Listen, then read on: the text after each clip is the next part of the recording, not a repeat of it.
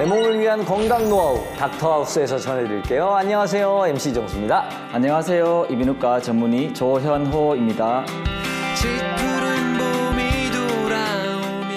네, 조현호 원장님 잘 오셨습니다. 이정수님, 네. 혹시 지하철이나 버스, 기차를 자주 타는 편인가요?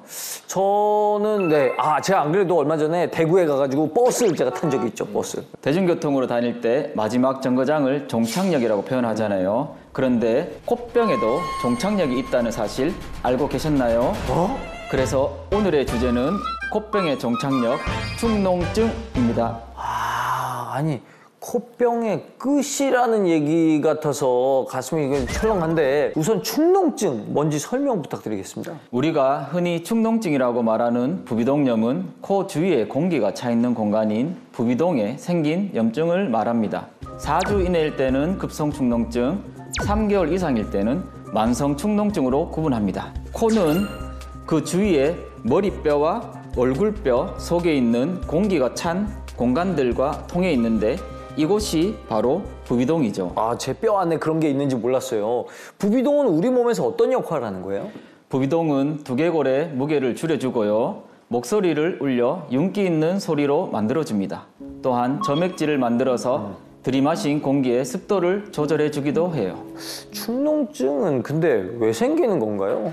축농증은 흔히 바이러스로 생기는 코감기나 목감기, 치아의 염증, 코 칸막이 뼈가 휘는 것 같은 구조적인 이상, 알레르기, 종양 또는 무릎의 막힘, 외상, 전신질환 등 매우 다양하고 만성 축농증은 급성 축농증을 적절히 치료하지 않거나 급성 염증이 반복될 때 생깁니다. 어떤 원인이든 부비동에 분비물이 배출되지 않으면 부비동에 세균이 번식하고 염증 반응이 생겨 점막이 붓고 출입구가 막히는 악순환을 거쳐 병이 이어지는 거죠. 증상은 어떤 게 있습니까? 급성 축농증은 주로 피로감, 두통, 미열과 함께 코막힘, 콧물, 부비동 주위, 즉 머리나 눈, 치아 등의 통증이 올 수 있습니다. 만성 축농증은 코막힘, 누런 콧물이 계속 나오고 코 뒤로도 넘어가며 냄새를 맡기 힘들어지거나 두통, 집중력 감소와 함께 때로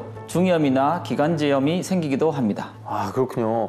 전 축농증이 가볍게 봤단 말이에요. 근데 그렇지도 않은가 봐요. 그럼요. 축농증을 일으킨 염증이 퍼져나가 뇌나 피부, 뼈 등을 감염시키고 심한 경우 후각과 시각을 잃을 수도 있습니다. 제가 담당했던 70대 여성 환자분의 경우 만성 두통으로 신경과에서 MRI 촬영 후 내원하셨어요. 알고 보니 코 속 제일 깊은 부위인 접평동에 곰팡이성 축농증이 있었죠. 그러고 보면 제 주변에는 비염은 많이 본 것 같은데 축농증은 별로 없는 것 같던데요? 땡!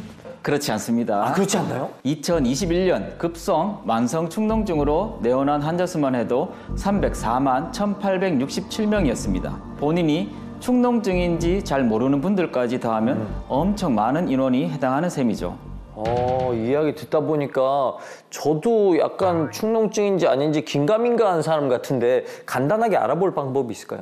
그래서 제가 축농증 자가 진단법을 준비해 왔어요. 최근에 나타난 변화로 판단하시면 됩니다.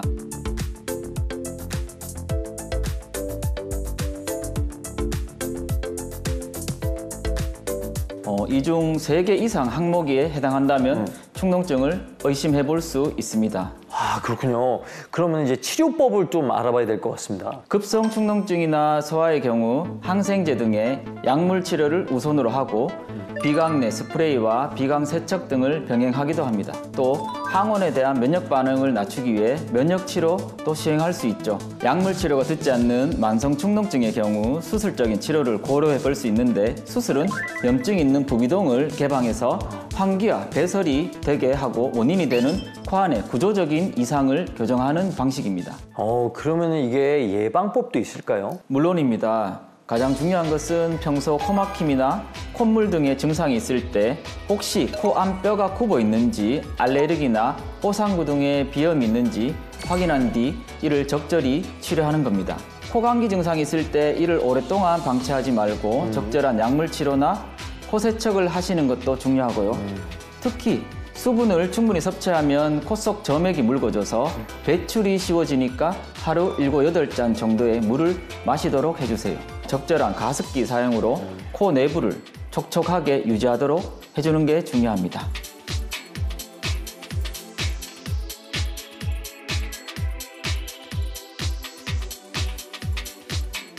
오늘도 좋은 정보 잘 알았습니다. 축농증의 정체부터 예방법까지 알려주신 우리 조현호 선생님 감사합니다. 고맙습니다.